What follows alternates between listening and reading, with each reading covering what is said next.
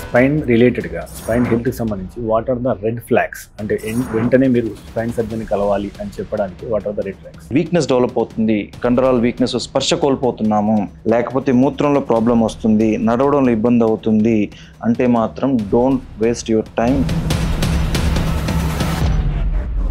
మనం కొని తెచ్చుకుంటున్న spine problems ఏ రకంగా ఈ మధ్య వస్తున్నాయి మీ దగ్గరకు వచ్చే కేసుల్లో? When I started my practice 40 yearsకో 50 yearsకో డిస్క్ వచ్చిందంటే అయ్యో చాలా ఎర్లీగా డిస్క్ వచ్చింది అనుకునే వాళ్ళం.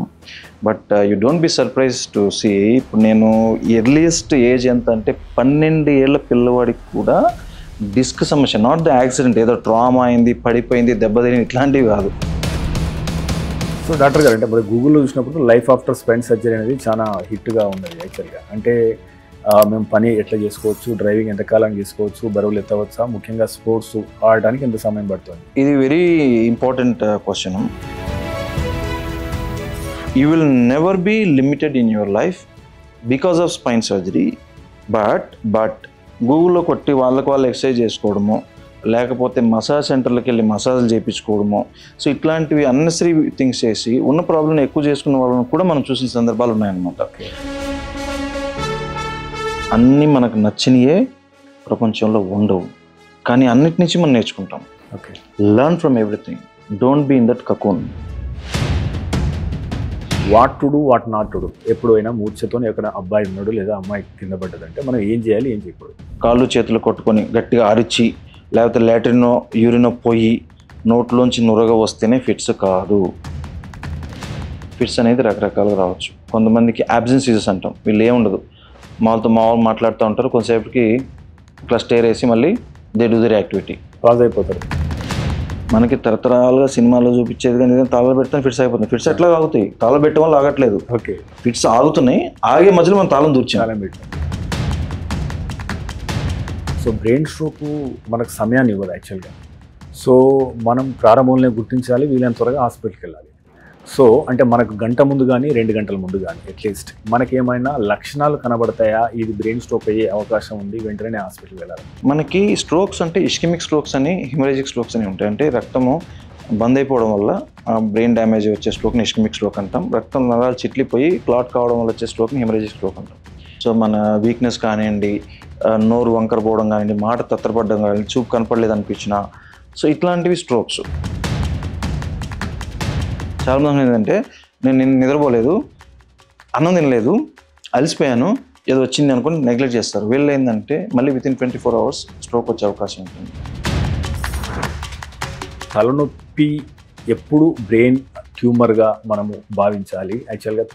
నార్మల్ తలనొప్పికి బ్రెయిన్ ట్యూమర్ తలనొప్పికి తేడా ఎట్లా ఉంటుంది? తలనొప్పి అనేది మెదడుకి ఏ ప్రాబ్లం వచ్చినా తలనొప్పిలాగా రావచ్చు, కానీ brain per se is not a pain sensitive structure. దాని చుట్టుపక్కల ఉండే డ్యూరా మ్యాటర్, దాంట్లో ఉండే బ్లడ్ వెజల్స్, ఇవి మనకి పెయిన్ కలిగిస్తాయి. బ్రెయిన్ ట్యూమర్ ఉండే head aches, normal head aches డిఫరెంట్గా ఉంటాయంటే మైగ్రేన్ లక్షణాలు ఏ రకంగా ఉంటాయి, వీటికి ఇప్పుడు ఇస్తున్న చికిత్స ఏంటి? మైగ్రేన్ కూడా లక్షణాలు మళ్ళీ అదే సేమ్ థింగ్. గూగుల్లో చూసి ఒకే సైడ్ హెడ్ ఏక్ ఉంటుంది, ఇట్లా ప్యాటర్న్స్ చెప్తారు క్లయింట్స్ మన దగ్గర, ఉండదు. So very different. కానీ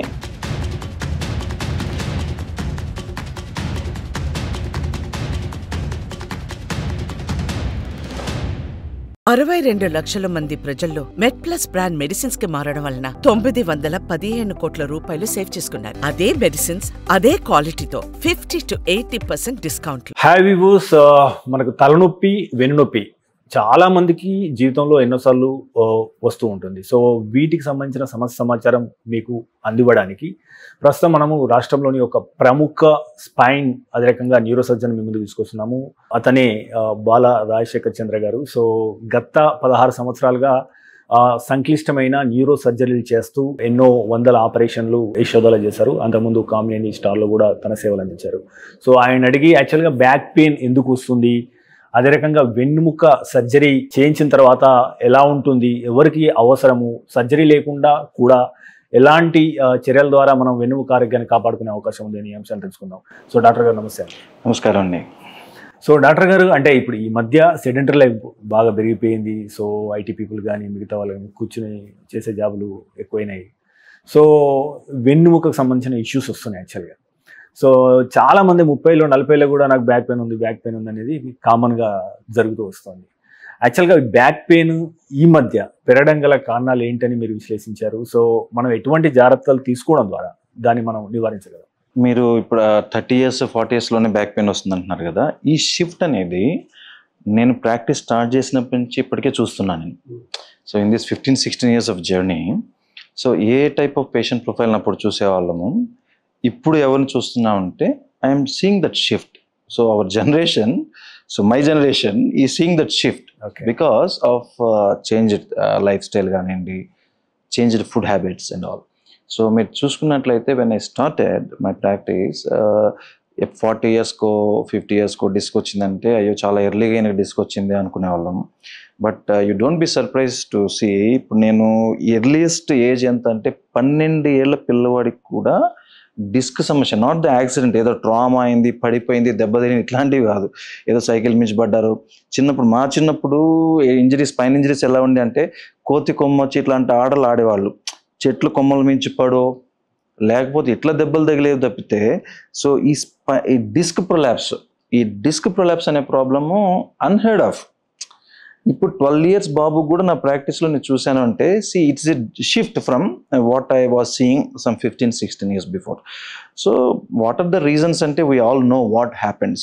చిన్నప్పుడు మనం అమ్మ చేసిన తిండి తినేవాళ్ళం. చిరు తిండి అనేది ఆల్మోస్ట్ నాన్ ఎగ్జిస్టెంట్. మ్యాక్సిమం అంటే ఏదో చిన్న దుకాణానికి వెళ్ళి పప్పర్మెంట్లో చాక్లెట్లు చిన్నవి తీసుకునే వాళ్ళం తప్పితే ఈ పిజ్జాలు బర్గర్లు ఇవన్నీ లేవు. So now there is a shift. So ఇప్పుడు చూసుకున్నట్లయితే diet habits have changed. We are shifting more towards the western diet. మన డైట్ని మనం ఏదైతే మంచి డైట్ తరతరాలుగా మనకి అమ్మ నాన్న పెట్టేవాళ్ళో, సో ఆ డైట్ని మానేసి we started having western diet which is very harmful. మనకైతే అసలు హార్మ్ఫుల్, మన బాడీ టైప్కి అయితే అసలు పనికిరాదు. దీనివల్ల ఏమవుతుందంటే increasing obesity from childhood. So ఇప్పుడు చిన్నపిల్లలు కూడా ఏంటి, ఇప్పుడు వాళ్ళ అమ్మా నాన్న చెప్పి పెట్టే తిండి ఇష్టం ఉండదు. అండ్ ఇంకోటి ఏంటంటే అమ్మా నాన్నకి చేసే టైం ఉండదు. సో పిల్లలకే కార్డులు ఇచ్చేస్తారు, దే ఆర్డర్ జొమాటో అవి స్విగ్గీలో ఆర్డర్ చేసుకుంటారు. They start eating junk food from childhood. So they start having obesity స్థూలకాయం అనేది చిన్నపిల్లల్లో మనకు స్టార్ట్ అవుతుంది. సో ఊబకాయంతో పాటు ఏంటంటే వీళ్ళు టీవీలు, వీడియో గేమ్స్ అండ్ మొబైల్లో ఉండిపోయి ఎక్సర్సైజ్ ఉండట్లా. సో మనకిప్పుడు ఏదైనా కూడా మన ఫ్యూచర్ ఫ్రేమ్వర్క్ అనేది, body framework, it starts during the childhood. పుట్టినప్పటి నుంచి ఈ 20 ఏళ్ళు మన ఎదుగుదల ఆగిపోయే వరకు మన ఎముకలు కానీ మన కండరాలు కానీ హెల్త్ ఎలా ఉంటుందని దాన్ని బట్టి మన రెస్ట్ ఆఫ్ ది లైఫ్, మన 60 years బతుకుతామా 70 years బతుకుతామా అవన్నీ ఇండెస్ట్ థింగ్స్. సో మన రెస్ట్ ఆఫ్ ది లైఫ్ ఎన్ని సంవత్సరాలు బతికినా ఆ ఫ్రేమ్ వర్క్ అనేది ఆ టైం పీరియడ్లో ఏర్పడాలి. The best period is adolescent period. Maybe 16-17 years ఏజ్లో మనకి మజిల్ గ్రోత్ అనేది, బోన్ గ్రోత్ అనేది మ్యాక్సిమం ఉంటుంది. And your body learns how to bear your weight and all. So ఆ టైంలో మనకి ఈ అడ్డమైన తిండి అండ్ ఎక్సర్సైజ్ లేకపోవడం వల్ల మీకు బోన్ వీక్నెస్ కానివ్వండి, మజిల్ వీక్నెస్ అప్పుడే స్టార్ట్ అవుతుంది. సో మనం ఏదైతే బాగా పౌష్టికాహారం ఉండి and at the same time exercise బాగుండి 20 years వరకు ఉండే వాళ్ళలో ఏదైతే ప్రాబ్లమ్స్ మనం 70లో 60లో చూసేవాళ్ళమో, ఇప్పుడు ఆ ప్రాబ్లమ్స్ మనం 40లో 30లో ఎందుకు చూస్తున్నామంటే ఈ హెల్త్ అనేది 20 years బాగలేదు. So that's why we are seeing this diseases early. ఇంకోటి అట్లా కూర్చొని పని చేయడము, ల్యాక్ ఆఫ్ ఎక్సర్సైజ్ చైల్డ్హుడ్లోనే. సో ఈ ఒబేసిటీ ఉండడం, ఇవి ఇంకొంచెం ఏజ్కి వచ్చాక ఏమవుద్దంటే దిస్ ఒబేసిటీ కంటిన్యూస్. అండ్ ఇప్పుడు కొంతమంది బాగుండే వాళ్ళు కూడా ఏంటంటే చదువుకోవడం, ఎక్కువ కూర్చొని చదువుకోవడము, వాళ్ళకి యాక్టివిటీ లేకపోవడం, ఆఫీస్ మళ్ళీ జాబ్ వచ్చాక కూడా సిట్టింగ్ జాబు. సో ఈ సిట్టింగ్ జాబ్ రావడం. అండ్ మనం ఈ మధ్య చూసుకున్నట్లయితే in youth especially there is increase tendency to smoking again. Smoking, vaping కానివ్వండి, ఇవన్నీ ఏంటంటే these are not good habits for health. I'm not here to talk about cardiology health and all. Spine health కూడా ఇవన్నీ మంచిది కాదు, because the smoke and ingredients they get deposited in the bones and ఆ calcium deficiency, ఆ bone health weakening అనేది ఎక్కువ అవుతుంది అనమాట. ఎక్సెసివ్ ఆల్కహాల్ కన్సంప్షన్ కానివ్వండి. సో మెయిన్ రీజన్స్ మనం తీసుకున్నట్లయితే change in lifestyle, in the working pattern and dietary habits also. Dietary habits and more obesity and then malnutrition అంటే పోషకాహార లోపం. ఇంతకుముందు మనం చిన్నప్పుడు కానీ మేము చిన్నప్పుడు పోషకాహార లోపం అంటే ఎవరిని చూసేవాళ్ళము, ఎక్కడో మన ఇండియాలో కానీ ఎక్కడైనా ఈ క్షామం ఉండే ప్రాంతాల్లో బక్క చిక్కిపోయి ఎముకలు కనిపించి ఇట్లాంటి వాళ్ళు ఆహార లోపం చూపించారు, అయితే ఆఫ్రికా అనేది కంట్రీలో చూపించేవాళ్ళు. కానీ ఇప్పుడు పోషకాహార లోపం అనేది అట్లాంటి వాళ్ళు లేదు, స్థూలకాయం ఉండే వాళ్ళు ఉంది. ఎందుకు అంటే వాళ్ళు తినేది only carbohydrate which is not useful to the body. మన శరీరానికి దానివల్ల ఉపయోగమే లేదు. చెత్త, ఆ చెత్త అంతా పొట్టలాగా తయారయ్యి వీళ్ళకి పెరిగిపోతుంది, పొట్ట పెరగడము, ఊబకాయ రావడం జరుగుతుంది. అండ్ అవసరమైన ఏంటి, కాల్షియం, మెగ్నీషియం, ఇట్లా మినరల్స్, ఈ వేరియస్ మినరల్స్, స్మాల్ మినరల్స్ కానీ small multivitamins and proteins. So little amount of fat, ఇది మన consumption of fat, not this deposited fat. This deposited fat is a carbohydrate converted into fat, that's different. So ఇవన్నీ ఉండట్లేదు ఆహారంలో. So ఇవన్నీ ఉండకపోవడం వల్ల ఏంటంటే వెయిట్ ఎక్కువ ఉండి దుక్కలాగా కనిపించిన లోపలంతా పైన పటాలం లోన్ లటాలం అన్నట్టు, లోపల ఏం లేదు. సో ఈ మాల్న్యూట్రిషన్ అనేది టుడే మాల్న్యూట్రిషన్ ఈజ్ డిఫరెంట్ అనమాట. సో ఇవన్నీ మనకి ప్రిడామినెంట్ కాజెస్. ఇంకోటి ఏంటి అంటే another cause is speed journeys. ఇప్పుడు కార్లో కానివ్వండి, బైక్లో కానివ్వండి, సో ఎక్కువ జర్నీస్ చేయడము without proper precautions, proper position లేకుండా, అండ్ స్పీడ్ ట్రావెల్ చేయడము, ఫ్రీక్వెంట్ ట్రావెల్ చేయడము, సో ఇట్లాంటివన్నీ కూడా యాడ్ అవుతా అన్నమాట. So because of these factors, so we are getting these problems early age group. Hi viewers, విలువైన విశ్వసనీయమైన ఆరోగ్య సమాచారాన్ని అందించడానికి మనం మెట్ప్లస్ 1 టీవీని ఏర్పాటు చేశాం. అనతి కాలంలోనే మనం 3 లక్షలకు పైగా సబ్స్క్రైబర్లు, అదే రకంగా 7 కోట్ల వ్యూస్ను సాధించుకున్నాం. మీ సహకారానికి ప్రత్యేక ధన్యవాదాలు. అయితే మన ఛానల్ చూస్తున్న వారిలో ఇప్పటికీ 94% పైగా మంది సబ్స్క్రైబ్ చేసుకోకుండానే చూస్తున్నారు. మీకు తెలుసు, మనం దేశంలో ఉన్న టాప్ డాక్టర్ను ఇంటర్వ్యూ చేస్తూ వస్తున్నాం. అదేవిధంగా అమెరికాలో ఉన్న టాప్ డాక్టర్స్ని ఎంతో మందిని ఇంటర్వ్యూ చేయడం ద్వారా మనం తెలుగులో ఎంతో విశ్వసనీయమైన ఆరోగ్య సమాచారాన్ని ఇస్తూ వస్తున్నాం. సో ఇలాంటి ఇంటర్వ్యూలు మరిన్ని చేయడానికి మాకు అవకాశం ఇవ్వడానికి మీరు ఈ ఛానల్ని సబ్స్క్రైబ్ చేసుకోండి. అదే రకంగా ఈ ఛానల్ని సబ్స్క్రైబ్ చేసుకోవడం ద్వారా ఈ విలువైన సమాచారం ఏదైతే తెలుగులో ఉందో ఇది 10 మందికి చేరి వారికి కూడా ఉపయోగపడే అవకాశం ఉంటుంది. So please subscribe and watch Metplus 1 TV. So doctor గారు, అంటే మనం బ్యాక్ పెయిన్ విషయానికి వస్తే అసలు బ్యాక్ పెయిన్ ఎలా స్టార్ట్ అవుతుంది, ప్రారంభ లక్షణాలు ఏ రకంగా ఉంటాయి, సో వేటిని మనం ఫిజియోథెరపీ మిగతా మార్గాల ద్వారా మనం నయం చేసుకునే అవకాశం ఉంటుంది? ఇప్పుడు చూసుకున్నట్లయితే మన వెన్నుపూస అనేది, సో వెన్ను నరము మనకైతే మెదడు నుంచి సిగ్నల్స్ మన అవయవాలకి పంపించాలి. సో అది క్యారియింగ్ ఏజెంట్ ఏంటి అంటే వెన్ను స్పైనల్ కార్డ్ అంటాం. దీనికి ప్రొటెక్షన్గా దాని చుట్టూ వెన్నెముక ఉంటుంది. సో వెన్నెముకకి మిగతా ఎముకలకి డిఫరెన్స్ ఏంటి అంటే, ఎముక అనేది ఒక సింగిల్ స్ట్రక్చర్ కాదు. మీరు చూసుకున్నట్లయితే ఈ వెన్ను పూస అనేది రకరకాల ఏరియా నుంచి, ఇప్పుడు మెడ, థొరాక్స్, లంబారు, శాక్రం, సో ఒక్కొక్క ఏరియాకి ఒక్కొక్క డిఫరెంట్ డిమాండ్. ఫర్ ఎగ్జాంపుల్ మెడ ఉందనుకోండి, మన మెడ సైడ్కి తిరగాలి, సో ఆ మూమెంట్ వేరు. థొరాక్స్ అనుకోండి, రిబ్స్ ఉంటాయి కాబట్టి దాని పెద్ద మూమెంట్ అవసరం లేదు. కింద bending, extension, flexion, bending, so each area is different. ఇట్లాంటప్పుడు ఒక సింగిల్ లాంగ్ ఎముక ఉంటే కుదిరే పని కాదు. సో మన ఆర్కిటెక్చర్ ఎట్లా ఫామ్ అయింది అంటే డిఫరెంట్ ఆఫ్ బోన్ పీసెస్ ఒక స్టాక్ లాగా, అంటే అరమరిక లాగా ఏర్పడింది. సో దీన్ని వర్టిబ్రల్ కాలమ్ అని ఇంగ్లీష్లో అంటాము. వెన్ను పూస అంటాం. వెన్ను ఎముక కంటే కూడా వెన్ను పూస అంటాం. పూస అని ఎందుకంటాం అంటే చిన్నవి అన్నీ ఏర్పడి పూసలు కుట్టి ఎట్లా దండ తయారవుతుందో, సో ఈ వెన్ను పూస అని అందుకే అంటాం. సో ఈ పూసలు అన్నీ ఒక దండలాగా తయారై ఒక కాలం లాగా ఉందన్నమాట, వర్టిబ్రల్ కాలం. సో దీనికి అట్లాంటప్పుడు స్టాక్స్ ఉన్నప్పుడు దాన్ని ఎట్లా స్టెబిలిటీ మెయింటైన్ చేయాలి? స్టెబిలిటీ మెయింటైన్ చేయాలి అంటే వాటికి జాయింట్స్ ఉంటాయి, లిగమెంట్స్ ఉంటాయి, వాటిని సపోర్ట్ చేస్తూ మజిల్స్ ఉంటాయి, కండరాలు. సో ఇవన్నీ ఏంటంటే పూసలు విడిపోకుండా అవన్నీ మెయింటైన్ చేస్తూ ఉంటాయి దాన్ని. సో ఆ బోన్స్, ఆ చిన్న పూసలు ఏవైతే ఉన్నాయో ఆ ఎముకలు, వాటి మధ్యలో సాఫ్ట్ డిస్క్స్ ఉంటాయి, మన షాక్ అబ్జార్బర్స్ లాగా. సో ఇవన్నీ ఒక అరమరికలాగా ఏర్పడి మన నరాన్ని, లోపల ఉండే వెన్ను నరాన్ని ప్రొటెక్ట్ చేస్తుంటాయి.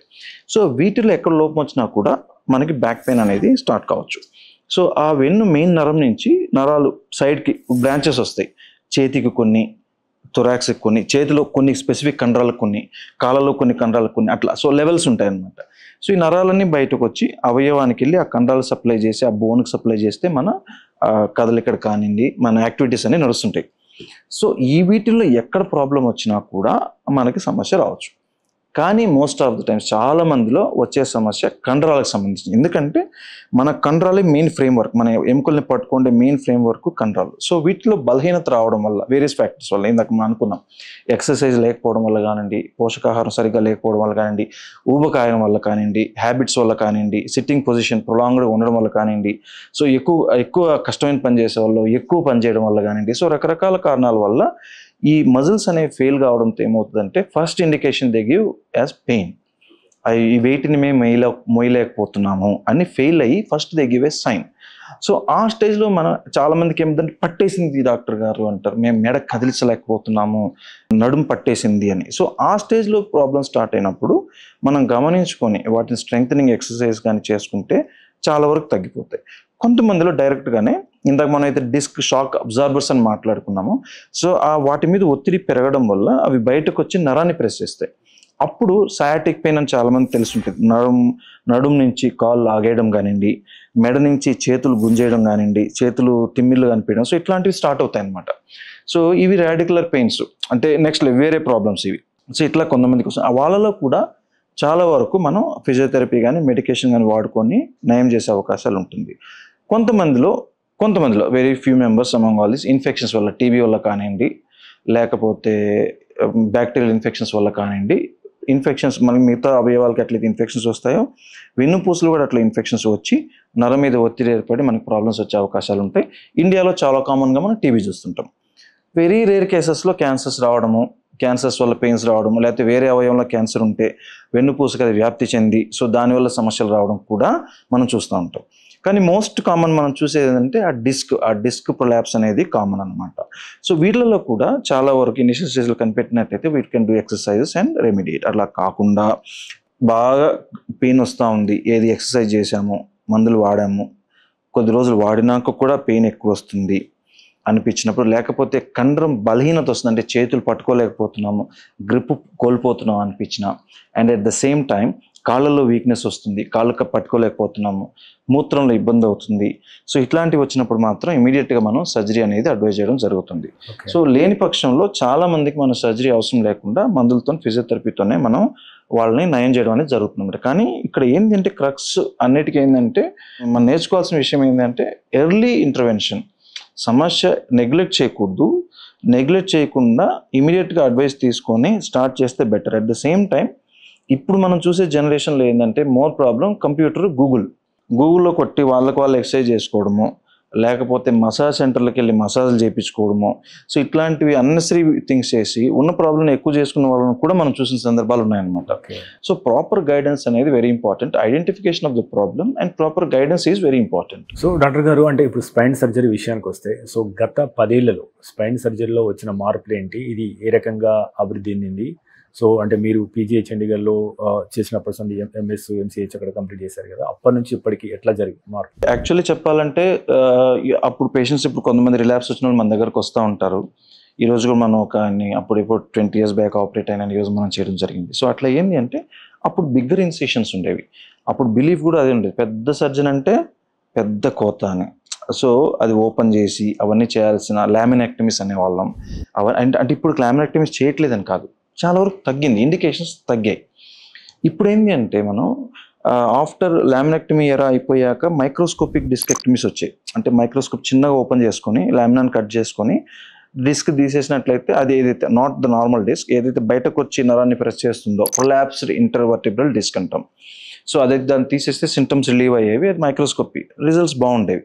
సో ఇంకొంచెం అడ్వాన్స్డ్ ఏంటంటే నౌ వీఆర్ డూయింగ్ ఎండోస్కోపీ ఏంటంటే ఆ ఓపెనింగ్ కూడా లేకుండా స్కోప్ 2 టెక్నిక్స్ ఉంటాయి. ఇంటర్లామినార్ అంటే మధ్య భాగం నుంచి వెళ్తాం, ఎన్నుపు మధ్య భాగం సైడ్గా, ట్రాన్స్ఫరానల్ సర్జరీ అంటే లేటరల్ సైడ్ నుంచి వెళ్తాం. సో ఇట్లాంటివి ఏంటంటే స్కోప్ సైజ్ 4 mm 6 mm ఉంటుంది.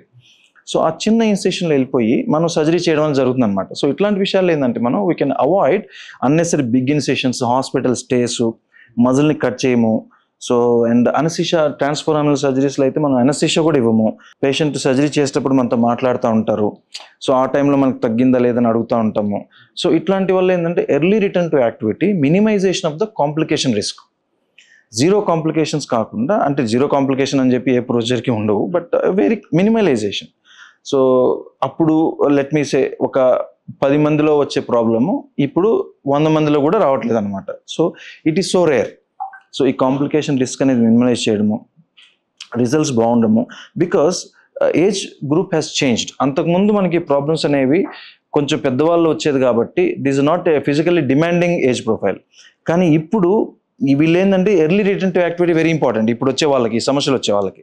సో ఇట్లాంటి వాళ్ళు ఏంటంటే మనం తొందరగా రిటర్న్ అయ్యేదానికి ఈ ఎండోస్కోపిక్ సర్జరీస్ అనేవి మనకి హెల్ప్ అవుతున్నాయి అన్నమాట. ఈవెన్ మన ఫ్రాక్చర్స్లో ఫిక్సేషన్స్ అవసరమైన వాళ్ళలో కూడా మనం ఎండోస్కోపీ ద్వారా మినిమల్ ఇన్వేజివ్ సర్జరీస్, ఎండోస్కోపీ ద్వారా డిస్క్ తీసి ఫొరామిన్ స్టెనోసిస్ తీసి ఎండోస్కోపీ ద్వారా స్క్రూస్ వేసి ఫిక్సేషన్ చేయడం కూడా జరుగుతుంది. ఈవెన్ కొన్ని ట్యూమర్స్లో కూడా మనం స్పైన్ ట్యూమర్స్లో కూడా ఎండోస్కోపీ అనేది ఉపయోగించడం జరుగుతుంది అనమాట. సో ఈ ఎండోస్కోపీ రావడం వల్ల ఇట్స్ ఎ లీప్ ఫార్వర్డ్, ఒక లీప్ అనమాట, ఒక జనరేషన్ అనేది ఒక ఇదైంది. ఎందుకంటే డిమాండ్స్ మారాయి.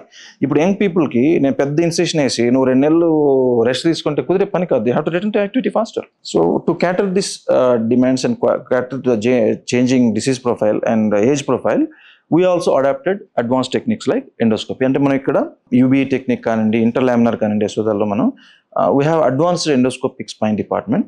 ఫిక్సేషన్స్ ఇవన్నీ కూడా ఎండోస్కోపీతో ఫిక్సేషన్ చేసి ఓపెన్ ఫిక్సేషన్స్ అనేది చాలా మినిమలైజ్ అయింది మనకి. అంటే until unless it is multi segment, so ఇంక కంపల్సరీ ఓపెన్ చేయాలంటే తప్పితే మనం we go for endoscopic fixation. Even screw rod అవసరమైన కూడా ఎండోస్కోపీ ఫిక్సేషన్స్ అనేది చేయడం జరుగుతూ ఉంటుంది అనమాట. సో ఎండోస్కోపిక్ ఫిక్సేషన్లో అంటే మనం సర్జరీకి ముందు ఎటువంటి జాగ్రత్తలు తీసుకోవాలి, సర్జరీ తర్వాత ఎటువంటి జాగ్రత్తలు తీసుకోవాలి తిరిగి నార్మల్సీకి రావడానికి? ఇది వెరీ ఇంపార్టెంట్ క్వశ్చన్. ఎండోస్కోపిక్ సర్జరీస్లో బయట నుంచి మనం మజిల్ మ్యానిపులేషన్ కానీ అది ఉండదు, తక్కువ ఉంటుంది, very minimal and we do surgery. చాలా మందిలో ఇది అడ్వాంటేజ్, చాలా మందిలో డిసడ్వాంటేజ్ కూడా. ఎందుకంటే సర్జరీ అయిన ఫీలింగ్ వాళ్ళకు ఉండదు. నెక్స్ట్ డేనే they go for shopping, they go for written all activities. So దీనివల్ల ఏంటంటే డిస్క్ మళ్ళీ ప్రొలాప్స్ అయ్యే అవకాశం ఉంటుంది. 1 to 2%. మనం బయట నుంచి ఎంత మినిమలైజ్ చేసినా కూడా ప్రాబ్లం ఉన్న లెవెల్లో 6 to 12 వీక్స్ అనేది మనం ఇవ్వాలి ఆ హీలింగ్కి. అది అర్థం చేసుకోకుండా so early return to activity అని చెప్పారు కదా అని చెప్పి నెక్స్ట్ డే నుంచే మనం అన్ని పనులు చేసుకోవడం మొదలు చేసి ఇవన్నీ చేస్తే మళ్ళీ వచ్చే అవకాశాలు ఉంటాయి. Of course we give all the instructions మనం ఇస్తాము, బట్ ఇనీషియల్ డేస్లో మాకు ఇది we face this problem. Because మనం ఎంత చెప్పినా కూడా కొంతమంది పేషెంట్ మెంటాలిటీ ఏంటంటే ఏం కాలేదు సర్జరీ, నాకేమైంది, చిన్న స్టాపుల్ ఉంది, పెయిన్ తగ్గింది, ఏం మళ్ళీ అన్ని పనులు చేసుకోవచ్చు అన్నట్టుగా దే స్టార్ట్ ఫీలింగ్ అనమాట. సో ఇది చాలా important. And how to get back to life after endoscopic surgeries అనేది రిహాబిలిటేషన్ కానివ్వండి, తగు జాగ్రత్తలు పాటించడం, ఏ పోస్టర్స్ అవాయిడ్ చేయాలి, ఎట్లా మనం చేయాలని చెప్పేది we suggest.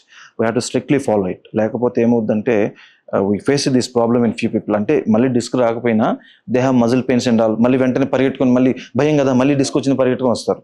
But most of the times ఉండదు. But why to create a trouble when we know that it should be avoided అట్లా. సో డాక్టర్ గారు అంటే మరి గూగుల్లో చూసినప్పుడు లైఫ్ ఆఫ్టర్ స్పైన్ సర్జరీ అనేది చాలా హిట్గా ఉన్నది యాక్చువల్గా. అంటే మేము పని ఎట్లా చేసుకోవచ్చు, డ్రైవింగ్ ఎంతకాలం చేసుకోవచ్చు, బరువులు ఎత్తవచ్చా, ముఖ్యంగా స్పోర్ట్స్ ఆడడానికి ఎంత సమయం పడుతుంది, సో దీనికి సంబంధించి ఎట్లా ఉంటుంది life after spine surgery? It depends on patient profile. Okay, it depends on the problem profile. మనం ఏ ప్రాబ్లమ్కి చేసాం, for example let me say tuberculosis కోసం సర్జరీ చేసాము, ఆర్ ఇన్ఫెక్షన్కి సర్జరీ చేసాము, completely different situation. So antibiotics కొద్ది రోజులు వాడాలి, ఎక్కువ రోజులు రెస్ట్లో ఉండాల్సి వస్తుంది, ఇవన్నీ. అలా కాకుండా డిస్క్కి చేసాము. సో డిస్క్ చేస్తే what is the age group we did it for, so ఎన్ని లెవెల్స్ చేసాము, ఎంత ప్రాబ్లం ఎక్కువ ఉంది, సో దీన్ని బట్టి వేరే ఉంటుంది. ఫిక్సేషన్ చేస్తే అసలు ఎన్ని లెవెల్ చేయాల్సి వచ్చింది. So each individual is different, each problem profile is different. So మనం కస్టమైజ్ చేసుకొని చేయాలి. So return to normal life is very very very possible. You will never be limited in your life because of spine surgery. But దాంట్లో ifs and buts ఉంటాయి. You have to follow few precautions. అంటే it depends on you are not same as I am. మీ demands వేరు, body demands వేరు, నా body demands వేరు. So కొంతమంది మన దగ్గరకు వచ్చి అడుగుతూ ఉంటారు, పేషెంట్ మనకి వస్తారు కదా క్లయింట్స్ వచ్చినప్పుడు, దే ఆస్క్, సార్ మాకు బ్యాక్ పెయిన్ వచ్చింది, I do go for walking, gym, పెద్ద లావుగా ఏం లేను, మజిల్ స్ట్రాంగ్ ఉన్నాయి, నాకెందుకు వచ్చింది అని అడుగుతారు. సో లావుగా స్థూలకాయ ఉండే వాళ్ళకి వస్తూ ఉంది అండ్ యాక్టివిటీ చేసుకునే వాళ్ళకి వస్తుంది. So different situation. So I cannot say ఇప్పుడు బాగా లావుగా ఉండి డిస్క్ వచ్చిన ఆయనని సన్నగా ఉండి యాక్టివిటీ చేసుకుని డిస్క్ వచ్చిన ఆయనకి ఒకే ప్రికాషన్స్ అని మనం అడ్వైజ్ చేయలేం. So their lifes are different. So ఇప్పుడు వీళ్ళకి ఎందుకు వచ్చిన అబ్నార్మల్ జిమ్లో అబ్నార్మల్ వెయిట్ బేరింగ్ వల్ల వచ్చి ఉండొచ్చు, అబ్నార్మల్గా వెళ్ళైతే బాడీ కంటే ఎక్కువ వెయిట్ లేపడం వల్ల వచ్చి ఉండొచ్చు, సో వాళ్ళు అసలు వెయిట్ లేకపోవడం వచ్చింది. సో వాళ్ళ రీహాబిలిటేషన్ వేరే ఉంటుంది. So the way he sees life is different from what he sees. So ఇప్పుడు కొంచెం అసలు యాక్టివిటీ లేనైనా ఇమీడియట్గా రియలైజేషన్ అయిపోయి స్మైల్ సర్జరీతో నేను బాడీ బిల్డింగ్ చేయాలంటే it will take time. So and at the same time hyper active ఉండే వాళ్ళు కూడా నేను మళ్ళీ వెంటనే ఫుట్బాల్కి వెళ్ళిపోతాను, వెంటనే క్రికెట్ ఆడేస్తాను అంటే కుదరదు. It is not a limitation, but it has to be adapted. మనం అడాప్ట్ చేసుకొని, but you will eventually get back to the stage. You have to give time. వెన్నుపూస సర్జరీ అనగానే కొన్ని అప్రిహెన్షన్స్ ఉంటాయి అంటే చాలా మందికి. అంటే ఇప్పుడు ఏదో మోకాలు సర్జరీ అయినా కొద్దిగా పాడైన ఏం కాదు, కొన్ని రోజులు నడవచ్చు అని. వెన్నుపూస అయిందనుకో నేను వీల్ చైర్కి పరిమితం అవుతానా అయింది అని చెప్పేసి కొంతమంది సెర్చ్ చేయడం, ఆ రకంగా అప్రిహెన్షన్స్ రావడం జరుగుతుంది. So how safe it is spine surgery in these days? ఇది సర్జరీ అనే దానికంటే కూడా మనం చూడాల్సింది ఏంటంటే for what are we doing surgery for, and ఇంకోటి ఏంటంటే సర్జరీ చేయకముందు న్యూరలాజికల్ స్టేటస్ ఎలా ఉంది. ఫర్ ఎగ్జాంపుల్ న్యూరలాజీ సర్జరీకి ముందు if it is damaged permanently, ఇందాక మనం అనుకున్నట్లుగా మజిల్ వీక్నెస్ వచ్చింది, అన్నం నడవలేకపోతున్నాం, చేతులు వస్తువులు నిలబడట్లేదు, వీక్నెస్ వచ్చింది అన్నప్పుడు సర్జరీ చేసిన తర్వాత ఎన్ని రోజులకి ఇంప్రూవ్ అవుద్ది, ఎంత ఇంప్రూవ్ అవుద్ది అనేది చెప్పడం కష్టం. అసలు ఇంప్రూవ్ అవుద్దా లేదా, ఎంత డ్యామేజ్ ఉందని దాన్ని బట్టి డిపెండ్ అవుతుంది. So pre surgery disease profile మీద పోస్ట్ సర్జరీ రిజల్ట్స్ అనేవి మోస్ట్ కామన్లీ డిపెండ్ అయి ఉంటాయి. At the same time what is the level of surgery we are doing for, cervical spine చేస్తున్నామా, డార్సల్ స్పైన్ చేస్తున్నామా, లంబార్ స్పైన్ చేస్తున్నామా, దాన్ని బట్టి క్రిటికాలిటీ కూడా డిపెండ్ అయి ఉంటుంది. And at the same time what is the disease we are doing for, అది simple డిస్కా, లేకపోతే ట్యూమరా, లేకపోతే ఇంకేమైనా డిసీజ్ ఉందా, లేకపోతే ఏమైనా ఇన్ఫెక్షన్ ఉందా. సో డిఫరెంట్ కండిషన్స్లో డిఫరెంట్ ప్రోగ్నోసిస్ ఉంటుంది. కానీ for most of the diseases if you have no permanent deficit before surgery, అంటే ఫుడ్ డ్రాప్ వచ్చేసింది, అంటే ఫర్ ఎగ్జాంపుల్ L5S1 డిస్క్ ఉంది అనుకున్నాం, దానివల్ల సయాటిక్ పెయిన్ వచ్చి ఫుడ్ డ్రాప్ వచ్చేసింది. సో సర్జరీ తర్వాత ఇంప్రూవ్ అవుతుందా అంటే ఆన్సర్ లేదు, may or may not improve. So it is not the failure of the surgery, it is the failure of the system even before the surgery. So ఇట్లా situations ఎక్కువ ఉంటాయి తప్పితే spine surgery వల్ల complications అయిన situations rare. They are not unknown but they are rare.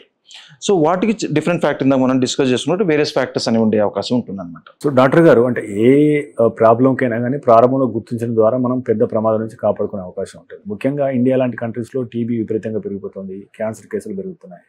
So స్పైన్కు ఆనుకొని cancer కణితి లేదా TB కనుక ఫామ్ అయితే సో దాన్ని మనం ప్రారంభంలోనే ఎలా గుర్తించాలి, లక్షణాలు ఎలా ఉంటాయి? డెఫినెట్గా సివియర్ పెయిన్ రావడము, అండ్ ఇంకెక్కడైనా ఫర్ ట్యూబర్క్లోసిస్ ఉందని, ఊపిరితిత్తుల్లో టీబీ ఉంది, సో వాళ్ళకి వెంటనే పెయిన్ ఎక్కువ వస్తుంటే we have to suspect tuberculosis ఏమన్నా వచ్చిందా అని. సో ఇట్లాంటివి ఏంటంటే మనం ఎంఆర్ఐస్ కానివ్వండి, ఎక్స్రేస్, ఎంఆర్ఐస్ మెయిన్గా ఎర్లీగా చేయించుకున్నట్లయితే we can identify the disease. TB కానీ ఇన్ఫెక్షన్స్ కానీ most of the times antibiotics తగ్గిపోతాయి, యాంటీ ట్యూబర్క్లోసిస్ మెడికేషన్స్తో కానీ యాంటీబయాటిక్స్ కానీ తగ్గిపోతాయి.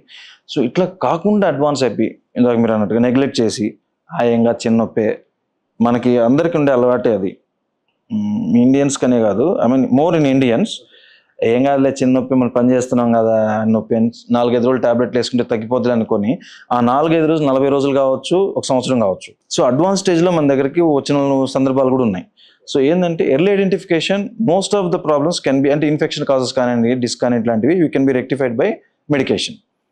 ట్యూమర్స్ ఉన్నాయనుకోండి, ఆబ్వియస్లీ ఎంత ఎర్లీగా కనుక్కుంటే మనం దానికి బయాప్సీ తీయడమా లేకపోతే ఫిక్సేషన్ చేయడమా చేసుకొని, పెట్ సిటీ ఇవన్నీ అడ్వాన్స్ టెక్నాలజీ వచ్చేప్పుడు ఎక్కడుందో ప్రైమరీ తెలుసుకొని, లేకపోతే బోన్లో ట్యూమర్ అయితే వేరే చోటకి స్ప్రెడ్ అయిందా, వేరే చోట నుంచి ఇక్కడ స్ప్రెడ్ అయిందా తెలుసుకొని దాన్ని బట్టి ట్రీట్మెంట్స్ తీసుకోవడం జరుగుతుంది అన్నమాట. So early identification is always. So we have to, back pain వచ్చింది, ఇందాక మనం చేసుకున్న రాడిక్యులర్ పెయిన్స్ వస్తున్నాయి, మనకి చిన్న చిన్న మందు, మన రోజు చిట్కాలు తగ్గట్లేదు, డాక్టర్ దగ్గరికి వెళ్ళే మందులు వాడడం తగ్గట్లేదు అంటే మాత్రం do investigation. There's no doubt about it. Doctor గారు, always prevention is always better than cure. So ఇప్పుడు సాధారణంగా మీరు అన్నారు కదా జిమ్లో ద్వారా కేసులు వస్తున్నాయని చెప్పేసి, అలా మనం కొని తెచ్చుకుంటున్న స్పైన్ ప్రాబ్లమ్స్ ఏ రకంగా ఈ మధ్య వస్తున్నాయి మీ దగ్గరకు వచ్చే కేసుల్లో?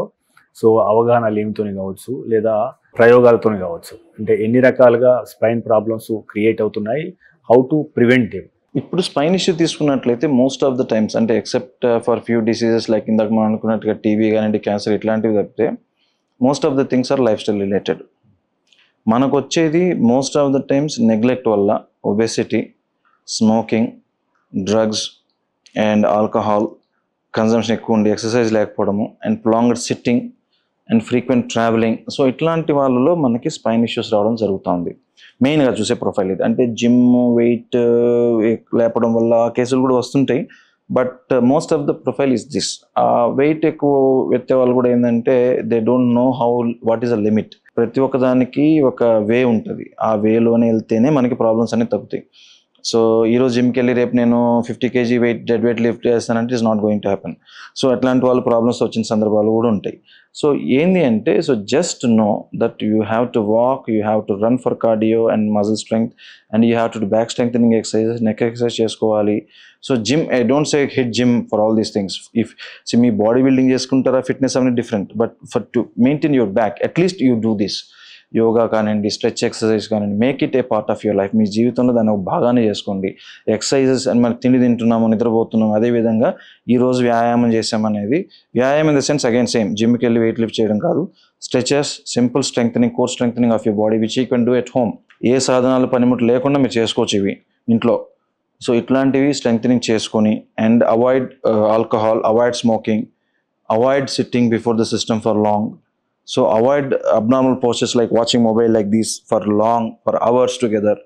So simple చిట్కాలు, బేసిక్ చిట్కాలు ఇవి చేస్తే ప్రాబ్లమ్స్ అనేవి 90% మనం అవాయిడ్ చేయొచ్చు. ఇప్పుడు ఈ మధ్య చిన్నపిల్లల్లో టూ మచ్ స్క్రీనింగ్ టైం పెరిగిపోతుంది కదా, సో దానివల్ల ఫ్యూచర్లో ఏమైనా సమస్యలు వచ్చే అవకాశం? డెఫినెట్గా ప్రాబ్లమ్స్ స్క్రీన్ టైం వల్ల బ్రెయిన్కి సంబంధించిన ప్రాబ్లమ్స్, ఐకి సంబంధించిన ప్రాబ్లమ్స్ తెలిసింది. అండ్ హెడేక్స్, మనం మైగ్రేన్ అన్హెర్డ్ ఆఫ్.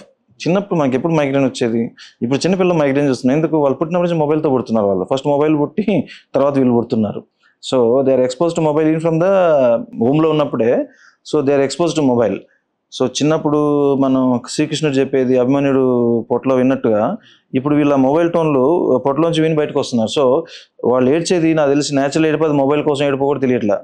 సో అట్లా అయిపోయింది. So definitely it has implications. బ్రెయిన్కి ఎట్లా డ్యామేజ్ అవుతుంది ఏందనేది అది వదిలేసేయండి.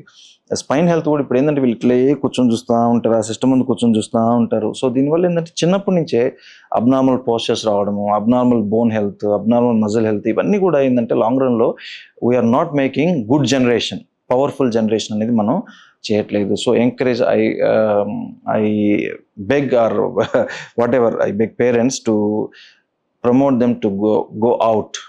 బయటకు వెళ్ళాలంటే తోయండి వాళ్ళని,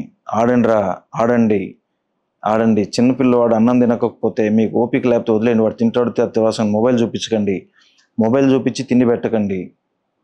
వాడు ఇప్పుడు ఏమవుతుందంటే ఆ మొబైల్ కోసం వాళ్ళు ఎంత తింటున్నారో వాళ్ళు అర్థం కాకుండా తింటున్నారు. రెండు నష్టమే, ఒబెసిటీ వస్తూ ఉంది, స్క్రీన్ టైము. సో ఇవన్నీ it's changing. So avoid mobile especially in kids as much as possible. ఏజ్తో పాటు కొంతమందిలో డిఫార్మిటీ వస్తుంది వెన్నుపూసలో. యాక్చువల్గా కొంతమంది గతంలో మనం చూసాము, వంగి నడుస్తూ ఉంటారు ముసలి వాళ్ళు. సో ఈ డిఫార్మిటీకి గల కారణం ఏంటి? దీన్ని ఎప్పుడు మనం ట్రీట్ చేయాలి? యాక్చువల్లీ ఈ కైఫోటిక్ డిఫార్మిటీస్, స్కోలియోసిస్ డిఫార్మిటీస్ అంటే గూని. సో ఇది కొంతమందిలో పుట్టుకతో ఉంటుంది, కొంతమందికి మధ్యలో వస్తుంది. మధ్యలో వచ్చేదానికి కారణాలు వేరే ఉంటాయి, ఇన్ఫెక్షన్స్ కావచ్చు, ఇడియోపతిక్ స్కోలియోసిస్, రకరకాల కారణాలు ఉంటాయి. సో పుట్టుకతో వచ్చే గూని వయసుతో పాటు పెరుగుతూ ఉంటుంది, కొంతమందిలో పెరగదు. సో వాటిలో మనం వేరియస్ యాంగిల్స్ చూస్తాం. మన యాంగిల్స్ చూసి కాబ్స్ యాంగిల్ అంటే ఇట్లాంటి రకరకాలు ఉంటాయి. సో ఇవి చూసుకొని ఈ పారామీటర్స్ని బట్టి మనం కరెక్ట్ చేయాలా లేదా అని చూస్తాం. కొంతమందికి సివియర్గా ఉండి వాళ్ళకి ఊపిరితిత్తులు ఇబ్బంది రావడము, బ్యాక్ పెయిన్ ఎక్కువ రావడము, నడవడంలో ఇబ్బంది రావడము, వీక్నెస్ రావడము. సో ఇట్లాంటివి అంటే పారాపెరసిస్ కానీ క్వాడ్రిపెరసిస్ కానీ అంటే కాళ్ళు చేతులు సరిగ్గా పని, ఇట్లాంటి వాళ్ళు మనం ఇమీడియట్గా చేయడం జరుగుతుంది. కొంతమంది స్మాల్ కర్వ్ ఉండే వాళ్ళు simple adjustment of the body posture and ఎక్సర్సైజ్తో వాళ్ళకి మనం కరెక్ట్ చేయడం జరుగుతుంది. అట్లా కాకుండా ఇందాక మనం అనుకున్నట్లుగా సివియర్గా ఉన్నట్లయితే వీ కరెక్ట్ దెమ్. ఏజ్ అనేది చూడడం జరగదు, ఎంత సివియర్గా ఉంటుంది అనే దాన్ని బట్టి we go for correction even in children. So doctor గారు, అంటే ఇప్పుడు మనం వరల్డ్ బీపీఓ అంటాము, బ్యాక్ ఆఫీస్ అంటాము. సో కూర్చుని పనిచేయడం తప్పదు యాక్చువల్లీ చాలా మందికి. సో ఈ నేపథ్యంలో వాళ్ళ పోస్చర్ ఏ రకంగా ఉండాలి, ఎన్ని నిమిషాలకు ఒకసారి లేచి నిల్చోవాలి, సో వాళ్ళు అంటే what are the preventive steps to avoid big problems like spine? Posture maintenance అనేది వెరీ ఇంపార్టెంట్. ఎర్గోనమిక్స్ ఎట్లయితే ఎర్గోనమిక్స్ అన్నిటికి ఉంటాయి, బాడీ కూడా ఉంటాయి. Maintaining a straight posture with back support, neck especially bending కాకుండా నెక్ పోస్చర్ మెయింటైన్ చేయడము, frequent change of posture, maybe every 30 minutes or 40 minutes you get up a chair, walk straight and make small exercise of the neck, activate all your muscles, so and do again. So itlantivi. And then posture maintenance for chairs, especially chairs, manchi chairs eskovam is not like chair ante reclining chairs kaadu. So it's like how to support your back and neck, main important. Adi especially while driving, use your neck support. Head support కాకుండా మనం ఇట్లా మామూలుగా free వదిలేసినట్లయితే నెక్ని, so it keeps on moving with speeding కానీ బ్రేక్తో కానీ every time we are adding so much burden on your neck, so it goes in to early degeneration. So ఇవన్నీ ఏంటంటే సింపుల్ చిట్కాలు ఇవన్నీ. So change frequently, half an hour 45 minutes, depends on your fatigue, depends on your body strength. So change it but not beyond 1 hour. So go, change, walk and then come and sit again, do work and then make it dynamic process rather than a static and very harmful ఇదన్నమాట, very posture. మెట్లస్ నుంచి మీ parcel వచ్చింది. ఏంటి రాధిక, అన్ని మందులా? Medicines మాత్రమే కాదు, health and nutrition, personal care, cleaning liquids, baby care, sanitary and hygiene, factory నుంచి నేరుగా best quality, best price మన మెడ్ప్లస్ లో. సో డాక్టర్ గారు, అంటే ఇప్పుడు మనకు ఆర్టిఫిషియల్ ఇంటెలిజెన్స్, రోబోటిక్స్ అంటే బాగా ప్రాచుర్యంలోకి వస్తున్నాయి కదా. సో ఇప్పుడు మీ రంగంలో అంటే ముఖ్యంగా స్పైన్ రిలేటెడ్ సర్జరీలో సో వచ్చే 10 yearsలో ఏ ఆవిష్కరణలు, ఏ ఇన్వెన్షన్స్ జరిగే అవకాశం ఉంది, అంటే దేని పట్ల మీరు ఎక్సైట్గా ఎదురు చూస్తున్నారు, ఇది పేషెంట్ జీవితాన్ని సమూలంగా మార్చివేస్తున్నది? సో ఏ అనేది is very huge topic, we cannot discuss now. But ఏంటంటే స్పైన్ విషయానికి వస్తే మాత్రం AI again is a computer based thing. So దాని మీద ఎక్కువ టైం స్పెండ్ చేసి మళ్ళీ మనం రెస్ట్ తీసుకొని we should not go down. So we should not be the weakest links. So strength and సర్జికల్గా చూసుకున్నట్లయితే ఎస్, రోబోటిక్స్ రావడము. సో రోబోటిక్స్ ఫర్దర్ వచ్చినట్లయితే కాంప్లికేషన్ అవాయిడెన్స్ ఇంకొంచెం అవాయిడ్ చేయగలమా. సో ఇప్పుడు మనకి అడ్వాన్స్డ్ నెర్వ్ మానిటరింగ్స్ ఇవన్నీ ఉన్నాయి. సో ఇట్లా 3D ఇమేజెస్ రావడం వల్ల కానివ్వండి. Ideally robotics should not replace human beings in surgery. I don't think they will replace, but they can augment our skills. So మనకు కొన్ని డార్కర్ ఏరియాస్ ఏదైతే ఉన్నాయో, సో ఇట్లాంటి కాంప్లికేటెడ్ థింగ్స్ని they can simplify and help us serve people better, serve the people with spine problems better. But yeah, AI is a double-edged sword. You should not listen to it excessively. But ChatGPT కొట్టి exercise చేసుకుని మనం అనుకుంటుగా exercise చేసుకోండి, ఇట్లాంటి అనవసరమైన ఫాల్తూ information లేకుండా ఎట్లా ఎంత information కావాలి అనేది. So you should be more rational now. If you are flooded with information, you should be more rational, what to take, what not to take. So అదొకటి. And for us, yeah, we are excited. So how robotics will help us do spine surgeries better. Scoliosis కానివ్వండి, ఇట్లాంటి bends ఉండి anatomy difference variations ఉండే వాటిలో we are looking forward that it will help us. We are now using navigation and all. It simplified many things. Endoscopy కానీ navigation కానివ్వండి. ఇప్పుడు endoscope చేస్తున్నాను, if it can give us 3D imaging and then virtual imaging. So it can simplify my procedure and it can increase the safety. So we are looking at these things in future. మన spine రిలేటెడ్గా, spine హెల్త్కి సంబంధించి what are the red flags, అంటే వెంటనే మీరు spine surgeon కలవాలి అని చెప్పడానికి what are the red flags? So any pain which is bothering you for some time, more than 1 week or 10 days, and which is limiting your work, అదొకటి. మీ పని మీరు చేసుకోలేకపోతున్నారు, తీవ్రంగా నొప్పి, మెడ నొప్పి కానివ్వండి, నడు నొప్పి కానివ్వండి. ఇంకొకటి ఇందాక మనం అనుకున్నట్టుగా కాళ్ళు లాగుతున్నాయి, చేతులు లాగుతున్నాయి, సయాటిక్ పెయిన్ అంటాము, సెర్వికల్ స్పాండిలైటిస్ అంటాం. సో ఈ పెయిన్స్ అన్నీ వచ్చి మన వర్క్ అనేది లిమిట్ అవుతుంది, మనం చేసుకోలేకపోతున్నాం, అండ్ వీక్నెస్ డెవలప్ అవుతుంది, కండరాల వీక్నెస్, స్పర్శ కోల్పోతున్నాము, లేకపోతే మూత్రంలో ప్రాబ్లం వస్తుంది, నడవడంలో ఇబ్బంది అవుతుంది అంటే మాత్రం don't waste your time going for ayurvedic మసాజ్లని. నేను ఇక్కడ ఆయుర్వేదిక్ రాంగా, హోమియోపతి రాంగా, మసాజులు రాంగా నేను చెప్పను. Everything should be done in a correct way. ప్రతి ఒక్క దానికి ఒక కరెక్ట్ వే అనేది ఉంటుంది. సో అది చేయాల్సి వస్తుంది. సో ఇక్కడ మనం మాట్లాడుకునేది నాట్ అబౌట్ ద ట్రీట్మెంట్, అంటే ఐ మీన్ ఇంగ్లీష్ సర్జరీయా లేకపోతే ఆయుర్వేదిక్ అని మనం మాట్లాడుకోవట్లేదు. So if you have these problems, consult a specialist who does it. For example, I'm a neurospine specialist. So నాకు ఏదైనా ప్రాబ్లం వచ్చినప్పుడు, so let me say I have some problem with heart. So I cannot treat myself, I should go to a heart specialist. So in the same way, మీకు problem వచ్చినప్పుడు consult a person who is specialised in it. He will give you correct advice. He will not advise surgery unnecessarily. He will not. So he will tell you what to do. మీకు ఏం చేయాలో చెప్తారు, దాన్ని బట్టి precautions follow చేస్తే సరిపోతుంది. Don't be afraid of surgeons, don't be afraid of spine surgeons especially. We are not here to do surgery in everyone. అట్లయితే రోజుకి 24 గంటలు మాకు సరిపోవు. So we will advise you what to do. So మనం చూసే spine problem ఉండే క్లయింట్స్లో not even 1 to 2% required surgery. మిగతా వాళ్ళందరికీ సర్జరీ లేకుండానే మేనేజ్ చేస్తున్నాము. So consult a spine specialist, neurospine specialist especially. So when you have problems, so solve them without surgery or early. So doctor గారు ఇప్పుడు మనం brain stroke విషయానికి వస్తే యాక్చువల్గా సో బ్రెయిన్ స్ట్రోక్ మనకు సమయాన్ని ఇవ్వదు యాక్చువల్గా. సో మనం ప్రారంభంలో గుర్తించాలి, వీలైన త్వరగా హాస్పిటల్కి వెళ్ళాలి. సో అంటే మనకు గంట ముందు కానీ 2 గంటల ముందు కానీ అట్లీస్ట్ మనకేమైనా లక్షణాలు కనబడతాయా, ఇది బ్రెయిన్ స్ట్రోక్ అయ్యే అవకాశం ఉంది, వెంటనే హాస్పిటల్కి వెళ్ళాలి? మనకి స్ట్రోక్స్ అంటే ఇస్కెమిక్ స్ట్రోక్స్ అని హిమరేజిక్ స్ట్రోక్స్ అని ఉంటాయి. అంటే రక్తము బంద్ అయిపోవడం వల్ల బ్రెయిన్ డ్యామేజ్ వచ్చే స్ట్రోక్ని ఇస్కెమిక్ స్ట్రోక్ అంటాం. రక్తం నరాలు చిట్లిపోయి క్లాట్ కావడం వల్ల వచ్చే స్ట్రోక్ని హిమరేజిక్ స్ట్రోక్ అంటాం. సో ఇవన్నీ strokes maximum number of times సడన్గానే వస్తాయి. అంటే మనం ఫాస్ట్ అని చెప్పుకుంటాం కదా. సో మన వీక్నెస్ కానివ్వండి, నోరు వంకర పోవడం కానివ్వండి, మాట తత్తరపడడం కానివ్వండి, చూపు కనపడలేదు అనిపించినా, సో ఇట్లాంటివి స్ట్రోక్స్. ఎస్పెషల్లీ ఇవి మనం ఎర్లీ స్టేజ్లో కనిపెట్టడం వెరీ ఇంపార్టెంట్ దీస్ డేస్. ఎందుకంటే వీ హ్యావ్ అడ్వాన్స్డ్ టెక్నిక్స్. మనం ఏంటంటే ఇప్పుడు హార్ట్ అటాక్ ఎట్లయితే స్టెంట్ వేసేస్తామో మన బ్రెయిన్లో కూడా స్టెంట్ వేసేసి క్లాట్ రిట్రీవ్ చేసినట్లయితే so most of the brain సెల్స్ని మనం బతికించుకునే అవకాశం ఉంటుంది. సో వీక్నెస్ అనేది మనం మినిమైజ్ చేయొచ్చు.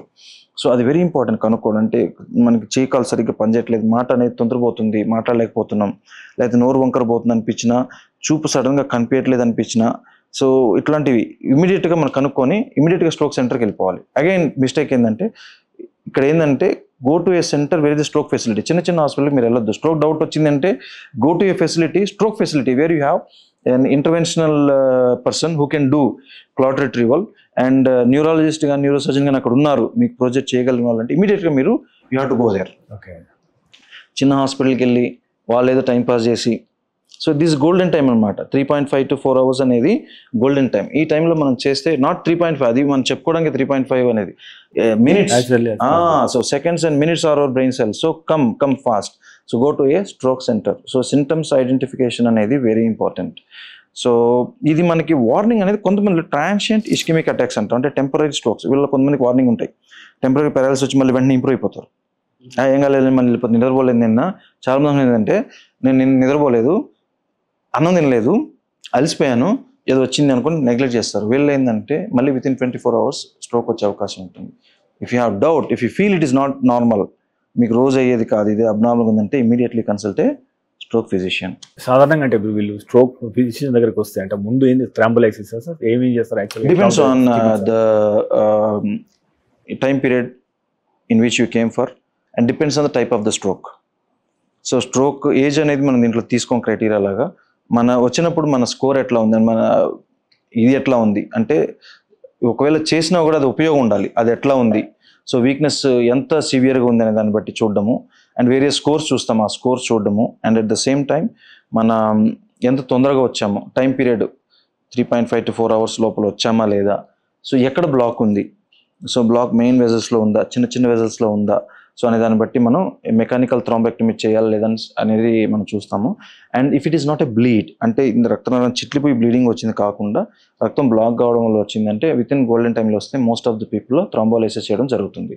It is not mechanical thrombectomy, it is thrombolysis through medication. Doctor గారు అంటే ముఖ్యంగా ఇటు మనం అనుకున్నాం కదా sir 3.5 hours is the golden time, but every మినిట్కి న్యూరాన్స్ అనేది చచ్చిపోతూ ఉంటాయి. సో దాని ద్వారా మన శరీరంలోని ఏదో ఒక అవయవం పని చేయకుండా పోయే అవకాశం ఉంటుంది. సో అంటే ఇప్పుడు ఈ థ్రాంబోలైసిస్ కావచ్చు, మిగతా చికిత్సా విధానాలతో అంటే ఒక్కసారి చనిపోయినా లేదా డ్యామేజ్ అయిన న్యూరాన్స్ని తిరిగి మామూలు స్థితికి తీసుకొచ్చే అవకాశం ఉందా? తద్వారా మన శరీరంలోని కాలో చెయ్యో తిరిగి మామూలు స్థితికి వచ్చే అవకాశం ఉంటుందా? డిపెండ్స్ ఆన్ పర్మనెంట్ డ్యామేజా, టెంపరీ డ్యామేజా. సో టెంపరీ డ్యామేజ్లో ఉండే సెల్స్ని మనం బతికొచ్చే అవకాశాలు ఎక్కువ ఉంటాయి. సో అది మనం స్టడీస్ చేస్తాము. మనకి పర్ఫ్యూజన్ ఎట్లా ఉంది, డెఫిసిట్ ఎట్లా ఉంది అనేది చూసుకొని, సో పర్ఫ్యూజన్ బాగానే ఉంది అనుకున్నప్పుడు, లేకపోతే మీకు కొంతమందిలో కొలెటరల్స్ వల్ల కానివ్వండి, లేకపోతే ద రేట్ ఆఫ్ అక్లూజన్ వల్ల కానివ్వండి, కొంతమందిలో ఆ పర్ఫ్యూజన్ అనేది కొంచెం ఉంటుంది. టెంపరీ డెఫిసిట్ వచ్చినా కూడా సర్వైబుల్ సెల్స్ ఎక్కువ ఉంటాయి. అట్లాంటి సెల్స్కి ఫ్లో వెళ్ళిపోయిందంటే so you can minimize the deficit. కొంతమందిలో డెఫిసిట్ కంప్లీట్ రివర్స్ కూడా అవుతాయి చాలా మందిలో. So identification is important. అది అనేది ఎర్లీ ఐడెంటిఫికేషన్ ఈజ్ ఇంపార్టెంట్. కొంతమందిలో మీరు అన్నట్టుగా వచ్చినప్పుడే కంప్లీట్గా అయిపోతుంది and they go down very fast, మనకు అంత టైం కూడా ఇవ్వరు, స్ట్రోక్ అనేది కంప్లీట్ ఎస్టాబ్లిష్ అయిపోతుంది. ఇట్లాంటి వాళ్ళు మే నాట్ బి బెనిఫిషియల్. అంటే కొంతమందికి 6 నెలలు సంవత్సరం వరకు కూడా ఒక చెయ్యి ఒక కాలు పూర్తిగా పనిచేయకుండా ఉంటుంది కొంతమందికి, దాన్ని తిరిగి మళ్ళీ మామూలు స్థితికి వచ్చే అవకాశం ఉంటుంది. పర్మనెంట్ డెఫిసిట్ వచ్చాక most of the concentration will be on rehabilitation. So అంతేగాని కంప్లీట్ రికవరీ అనేది మే not be possible in meaning.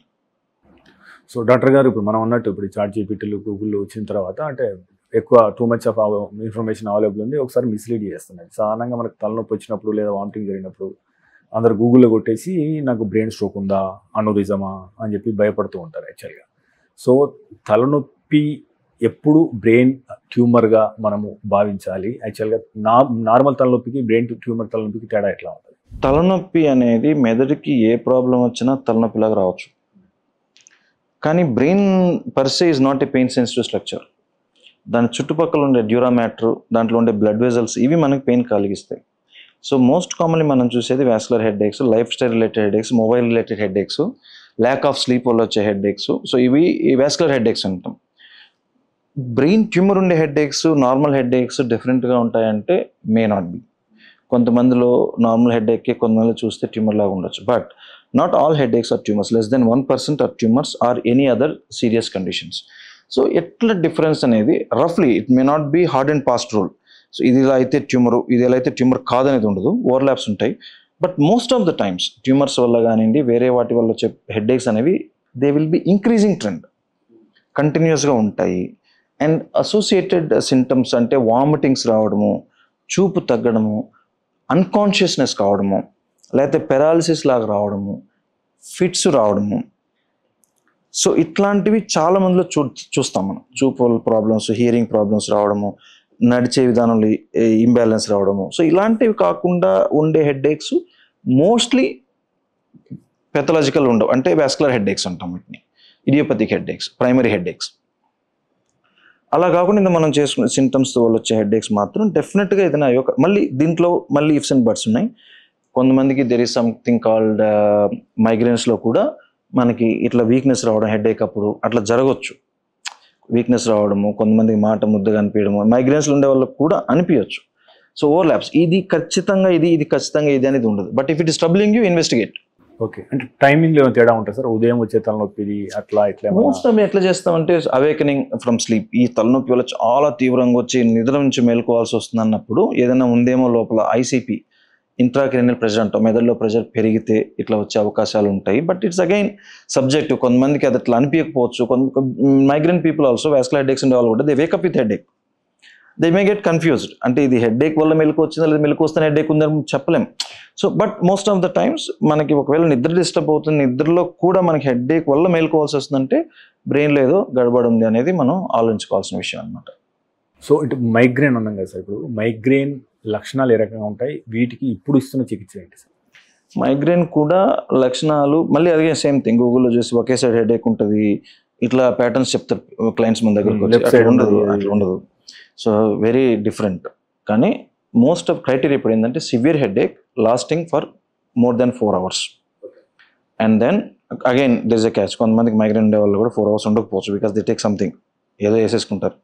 So severe head ఏక్ ఉండి and with aura or without aura, అంటే హెడ్ ఏక్ వచ్చే ముందు కొంతమందికి సింటమ్స్ తెలుస్తాయి, మెరుపులు మెరిసినట్టుగా అనిపించడం, లేకపోతే బ్లైండ్గా అనిపించడం, ఇట్లాంటివి ఉంటాయి.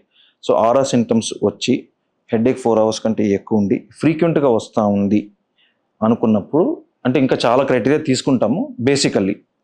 సో మైగ్రేన్ హెడ్ ఏక్స్ అనేవి మనం డయాగ్నోస్ చేస్తాం అనమాట. So yeah, not all migraine head X are this thing, tumours. అవి హెడ్ ఏక్స్ అనే ట్యూమర్స్ కాదు. So you have to be careful about, don't go for chat GPTs and all. Migraine అంటే ఒకే side ఉండాలి, లేకపోతే migraine ఇలాగే ఉండాలి. Every person is different, every one is different from other one. In every individual the head X are also different. చికిత్స ఉంటుంది sir?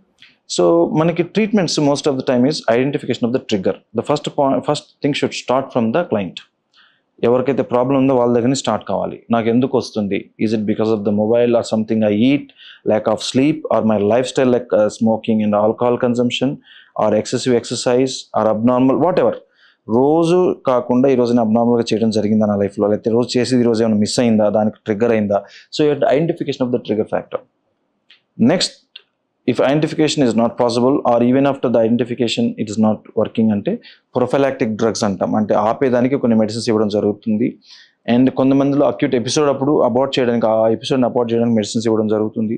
So ఇట్లా తగ్గని వాళ్ళలో we have some other treatments like కొంతమందిలో బొట్లైనమ్ టాక్సిన్ ఇంజెక్షన్స్ కానివ్వండి. So various therapies మనం కొంతమంది tension హెడేక్స్లో అట్లా హైపర్బేరిక్ ఆక్సిజన్స్ కానివ్వండి. సో ఇట్లాంటివి డిఫరెంట్ అనేవి మనం చేయడం జరుగుతుంది అనమాట. అంటే ఆడవారిలో ఎక్కువ ఉంటుందా sir migraine? Definitely more in females. So it's not like ఎంత పర్సంటేజ్ అనేది చెప్పలేను కానీ, but more in females, that to younger age group. There are reasons for that. So maybe because of changed working styles and lack of sleep again, and then hormonal changes in small children. So they also can cause, and hormones ప్రభావం, hormone మార్పుల వల్ల కూడా headaches రావడం జరుగుతుంది. Definitely more in females. Okay. So doctor గారు, అంటే సాధారణంగా మనం కొన్ని పనులు చేస్తున్నప్పుడు సైకిల్ మీద, బండి వెహికల్లో పడడం కూడా జరుగుతుంది అప్పుడప్పుడు. సో తలకు దెబ్బ తాకినప్పుడు యాక్చువల్గా సో తలలో ఏదన్నా ఇంటర్నల్ ఏదన్నా డ్యామేజ్ జరిగింది లేదా రక్తస్రావం జరుగుతుందని మనకి ఎలా తెలుస్తుంది? సో తలనొప్పి, వామిటింగ్ ఎలాంటి లక్షణాలు ఉంటే మనం వెంటనే పోయి డాక్టర్ని కలవాలి? డెఫినెట్గా హెడ్ ఇంజరీ అయినప్పుడు మనకు డేంజరస్ సింటమ్స్ ఎలా ఉంటాయంటే, డెఫినెట్గా హెడ్ ఇంజరీ అయినప్పుడు అయితే కన్సల్ట్ ఇమీడియట్లీ. ఇంపాక్ట్ ఉంది అంటే, so don't wait for the signs. So మనం చూసుకున్నట్లయితే మెయిన్గా vomitings, severe headache, vomitings, unconsciousness, fits, లేకపోతే వీక్నెస్, ఒక side hand leg weakness and vision కనిపించకపోవడం, ఇట్లాంటివి జరుగుతున్నా. సో మెయిన్ ఇవి seizures more important. Seizure fits రావడము, సో ఇట్లాంటి అన్కాన్షియస్గా ఉంది, లేకపోతే పిచ్చిగా బిహేవ్ చేస్తున్నాడు, మన స్ప్రోలో లేడు, అండ్ మనం అడిగిన దానికి సమాధానం చెప్పట్లేదు, సో కాన్షియస్ ఉన్నాడు but he's looking around, staring, not talking. So ఇట్లాంటివన్నీ డేంజర్ సైన్స్ అనమాట. ఇమీడియట్గా మనం we have to consult. So doctor గారు, మనము ఇప్పుడు ఎపిలిప్సీ అంటున్నాము, సీజర్స్ అంటున్నాము కదా, అంటే సాధారణంగా మనకు కళ్ళ ముందు కొంతమంది మూర్ఛతో పడిపోతారు, కొంతమంది నీళ్లు పోయడము, కొంతమంది చేతుల్లో ఇట్లా పెట్టడము, తాళాలు పెట్టడం జరుగుతుంది. యాక్చువల్గా what to do, what not to do? ఎప్పుడైనా మూర్ఛతో ఎక్కడ అబ్బాయి ఉన్నాడు లేదా అమ్మాయి కింద పడ్డదంటే మనం ఏం చేయాలి, ఏం చేయకూడదు? మూర్ఛ అనేది దీన్ని అసోసియేటెడ్ మిత్స్, అపోహలు చాలా ఉన్నాయి. ఫస్ట్ ఆఫ్ ఆల్, మూర్ఛ అంటే కంపల్సరీగా కాళ్ళు చేతులు కొట్టుకొని నోట్లోంచి నురుగు వచ్చి పడిపోవాల్సిన అవసరం లేదు. ఫిట్స్ అనేది రకరకాలుగా రావచ్చు. కొంతమందికి యాబ్సెన్స్ సీజర్స్ అంటాం, వీళ్ళు ఏముండదు, మామూలు మాట్లాడుతూ ఉంటారు, కొంతసేపటికి ఇట్లా స్టేర్ వేసి మళ్ళీ దే డూ దర్ యాక్టివిటీ. అంటే ఆ టైంలో ఏమైందో పాజ్ అయిపోతారు, వాళ్ళకి తెలియదు. కొంతమంది అటోనిక్ సీజర్స్ అంటాం, టోన్ కోల్పోయి ఫాల్స్ ఊరిని పడిపోతారు, మళ్ళీ వేస్తారు. మీకు అర్థమైంది కదా. సో కొంతమందికి ఫోకల్ సీజర్స్ అంటాం, అంటే చెయ్యో కాలు వణుకుతూ ఉంటుంది వాళ్ళకి, అంతే, ఇంకేం ఉండదు, వాళ్ళు స్ప్రోలో ఉంటారని తెలుస్తూ ఉంటాయి. సో ఫిట్స్ అంటే అపోహ ఏంటంటే కంపల్సరీ కాళ్ళు చేతులు కొట్టుకొని గట్టిగా అరిచి, లేకపోతే లాట్రినో యూరినో పోయి నోట్లోంచి నురగ వస్తేనే ఫిట్స్ కాదు. ఫిట్స్ రకరకాలుగా ఉండొచ్చు. సో మనం చెప్పుకునే కొన్ని రకాలు మాత్రమే. అండ్ ఇంకొకటి ప్రాబ్లము, మనకి ఇప్పుడు నార్మల్గా ఉండే వ్యక్తి ఆ కొంచెం టైం అబ్నార్మల్గా బిహేవ్ చేశాడు అంటే డెఫినెట్గా ప్రాబ్లం ఫిట్స్ కావచ్చు, చూపించుకోవాలి. ఫిట్సా పెరాలసిస్ అనేది డౌట్ ఉంటుంది. అగైన్ దానికి నేను వస్తాను. ఫిట్స్ అనేది ఎప్పుడైనా హైపర్ యాక్టివిటీ, చాలా అన్నిసార్లు కాదు. అంటే అగైన్ ఇందాక యాబ్సెన్సెస్ అనుకున్నప్పుడు they just lose concentration, that is not hyperactivity. కానీ చాలా సీరియస్ హైపర్ యాక్టివిటీ అంటే చేతులు షివరింగ్ కావడం కానీ, వణకడం కానీ, ఇట్లాంటివి జరుగుతాయి.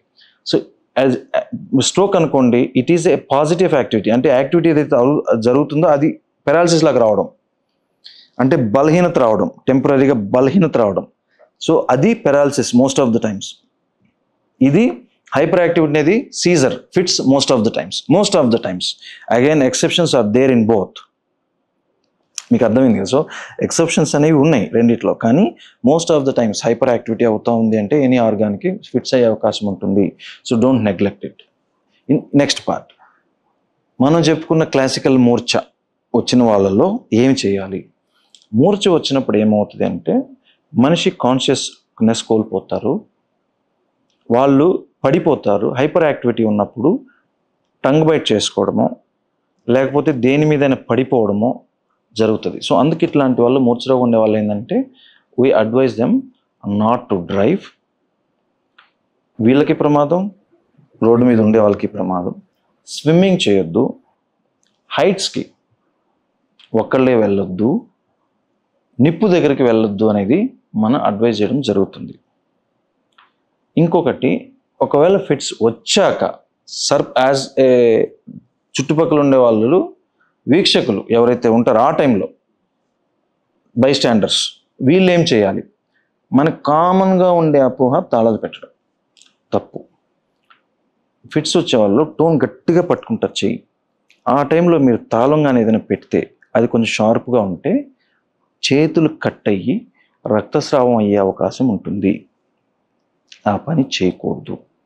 మనకి తరతరాలుగా సినిమాలో చూపించేది కానీ ఏదైనా తాళాలు పెడితే ఫిట్స్ అయిపోతుంది. ఫిట్స్ ఎట్లా ఆగుతాయి? తాళం పెట్టడం వల్ల ఆగట్లేదు. ఓకే, ఫిట్స్ ఆగుతున్నాయి, ఆగే మధ్యలో మనం తాళం దూర్చాం. సో తాళం వల్ల ఫిట్స్ ఆగలేదు, నష్టం ఉండే అవకాశం ఉంటుంది. ఇంకోటి ఏంటి అంటే వీళ్ళు పడిపోయినప్పుడు మనం ఇమీడియట్గా అక్కడ చుట్టుపక్కల ఉంటే వాళ్ళని పట్టుకోవడము, కింద పడిపోకుండా లేకపోతే షార్ప్ ఆబ్జెక్ట్ మీద పడిపోకుండా మనం పట్టుకోవాలి. ఇమీడియట్గా సైడ్కి పడుకోబెట్టాలి. సైడ్కి ఎందుకు అంటున్నానంటే మన ఎంగిల్ కానివ్వండి లేకపోతే వాళ్ళు తింటా ఉన్నారు, ఫుడ్ మెటీరియల్ లోపల ఉండిపోయింది అంటే అది ఊపిరితిత్తులోకి వెళ్ళి యాస్పిరేట్ అయ్యి న్యూమోనియాలు కానీ ఇట్లాంటివి వచ్చే అవకాశం ఉంటుంది. సో అది. ఇంకోటి సైడ్కి పెట్టాలి. తల సైడ్కి పెట్టడం వల్ల ఏంటంటే ఎంగిల్ కానీ ఏదైనా ఉన్నా కిందకి జారిపోతుంది. ఇంకోటి కామన్ ఏంటంటే చేతులు వేలు పెట్టడం కానివ్వండి, నాలుగు కొరుక్కుంటున్నారని మీ వేలు పెట్టడం లాంటి మిస్టేక్స్ చేయొద్దు. వాళ్ళు మీ వేలును కూడా కొరికేయచ్చు. బికాస్ వాళ్ళ కంట్రోల్లో ఉండదు ఆ టైంలో. ఫిట్స్ అనేది హైపర్ యాక్టివిటీ ఆ టైంలో. సో ఏం చేయాలంటే సైడ్కి పనుకోబెట్టి ప్రొటెక్ట్ ద ఎయిర్వే. నీళ్ళు పోయడం మాత్రం చేయొద్దు. నోట్లో నీళ్ళు పోయడము అట్లాంటివి చేయకూడదు.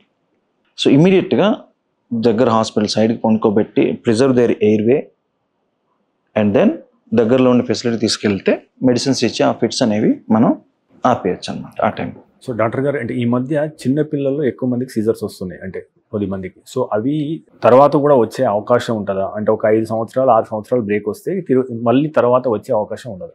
మీరు అడిగే ప్రశ్నకి 2 రకాలు ఉంటాయి.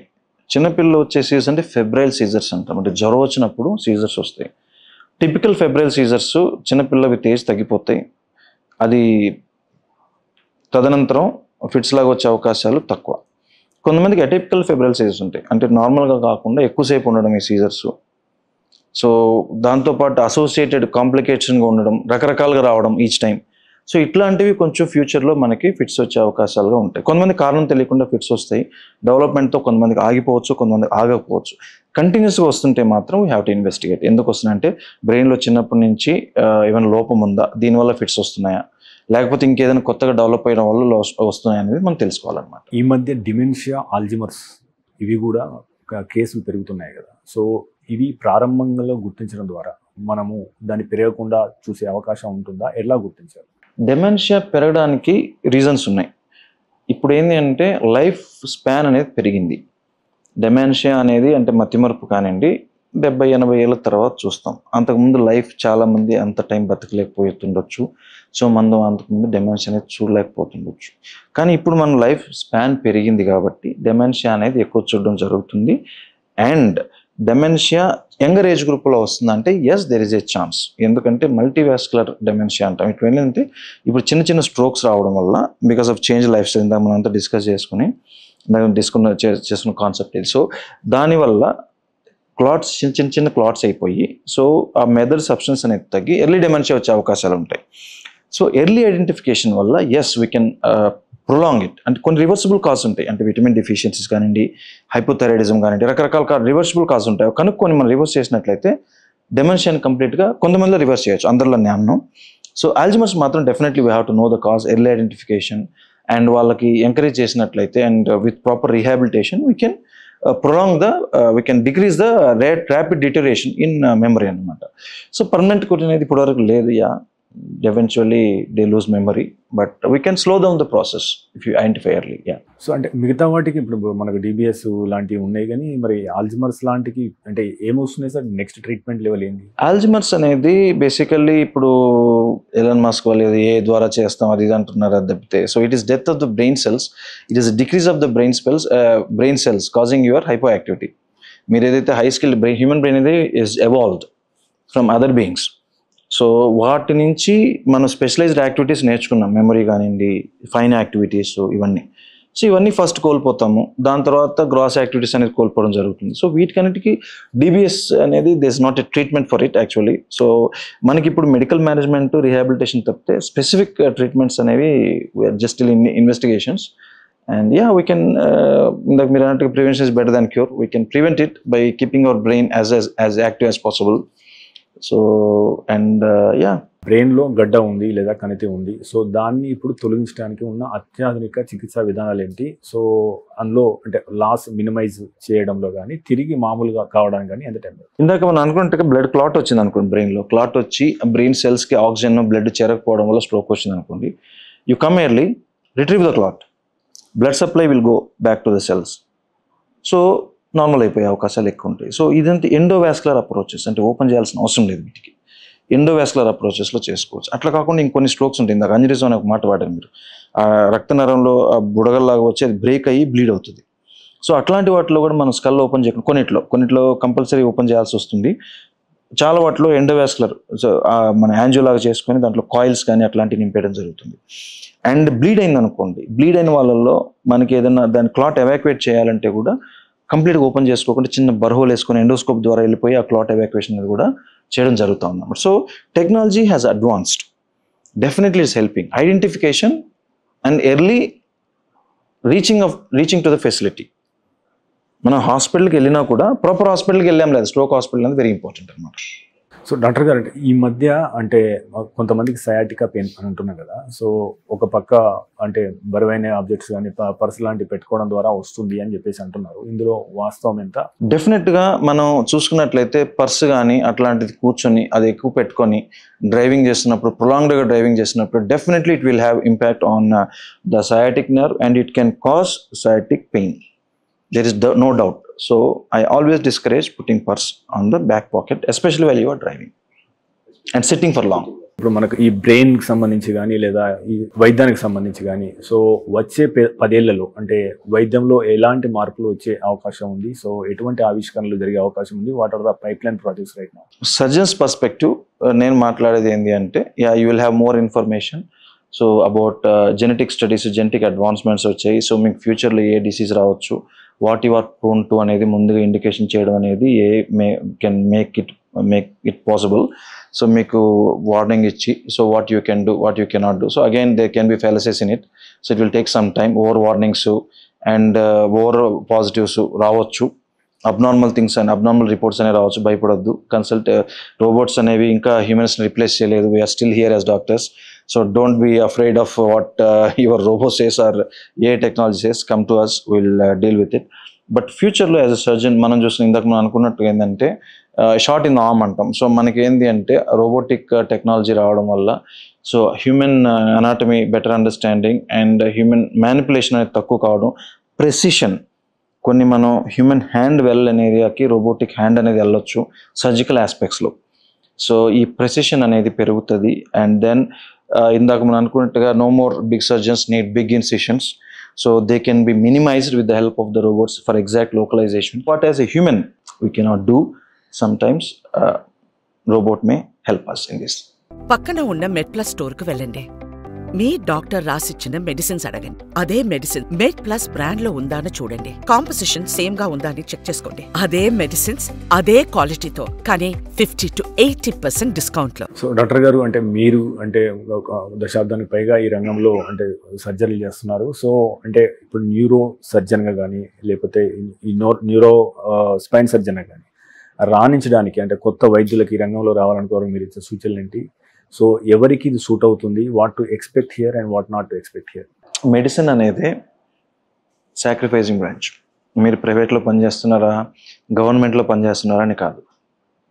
And it is a branch which requires your dedication. ఎందుకంటే you are dealing with another human being.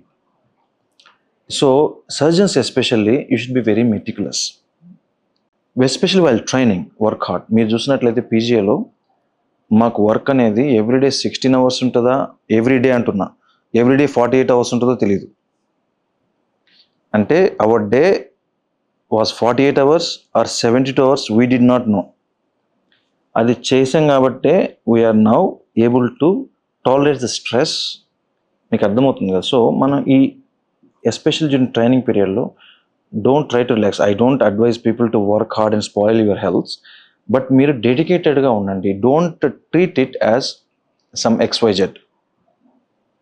So it is a very meticulous, especially surgical branches or meticulous branches, you require proper training. So if you require super specialization and subspecializations, work hard for them and be well versed with advanced technologies like AI, robots can even నేర్చుకొని. So make yourself a better surgeon, so who can perform things better for the patient management అన్నమాట. So interview చివరి ప్రశ్న sir, ఈ interview చూస్తున్న లక్షలాది మంది ప్రేక్షకులకి వారి మైండ్ని యాక్టివ్గా ఉంచుకోవాలంటే, ఇప్పుడు మీరు అన్నట్టు మనకు డ్యూరేషన్ పెరుగుతుంది, అంతకుముందు 68 ఉన్న ఇప్పుడు 70, 80, 90 దాకా పోతున్నారు. సో వాళ్ళ మైండ్ యాక్టివ్గా ఉంచుకోవడానికి ఎటువంటి అలవాట్లు ఉంచుకోవాలి, ఎలాంటి అలవాట్లకు దూరంగా ఉండాలి? సింపుల్ అండి. సో వాట్ ఎవర్ నాలెడ్జ్ అనేది ఎట్లా వస్తుంది, నాలెడ్జ్ ఈజ్ ఆల్వేస్ డైనమిక్. ఇచ్చి పుచ్చుకోవాలి. మనకి టీవీ మాధ్యమం కానీ సోషల్ మీడియా మాధ్యమం కానీ they give us, they don't take from us. If they don't take, they will not get back to you. ఇప్పుడు నేను మిమ్మల్ని ఒక మాట అన్నాను, మీరు ఒక మాట అంటారు నన్ను. మీరు ఒక మాట నన్ను అన్నప్పుడు అఫ్కోర్స్, ఓహో నేను ఈ మాటను బట్టి ఈయన ఇట్లా రియాక్ట్ అయ్యాడు, సో నేను ఇది అనొచ్చా అనకూడదా, లేకపోతే ఈయన ఇట్లా రియాక్షన్ నుంచి నేను ఏం నేర్చుకున్నాను. So it's all about the discussion and active exchange of ideas which will help you keep your memory sharper. Books అనేవి though they are passive things in the way you learn. So మీరు ఒక పుస్తకం చదివిన తర్వాత గమ్మున కూర్చోరు కదా, you share that information with someone. So they come forward with some more information. So there is some exchange going on here, so where your memory is happening actively. Don't waste your time before social media and before passive things. Don't indulge your brain in too much happiness, watching too much happy things and the things which you want. The world is not like that. అన్నీ మనకు నచ్చినయే ప్రపంచంలో ఉండవు, కానీ అన్నిటి నుంచి మనం నేర్చుకుంటాం. Learn from everything. Don't be in that cocoon. So indulge yourselves in puzzles, in calculations, in active exchange of your ideas, poetry, whatever, medicine. I have to read, I have to update myself, I have to be discussing with my colleagues. So atla రకరకాలుగా మీరు active ఉన్నప్పుడే, so you will have less chances for having dementia and all memory related events. So ఏ అలవాట్లకు దూరంగా ఉండాలి? Definitely alcohol is banned, smoking is definitely banned, tobacco in any form is banned, not sleeping is a worst habit, sitting for long is also worst habit.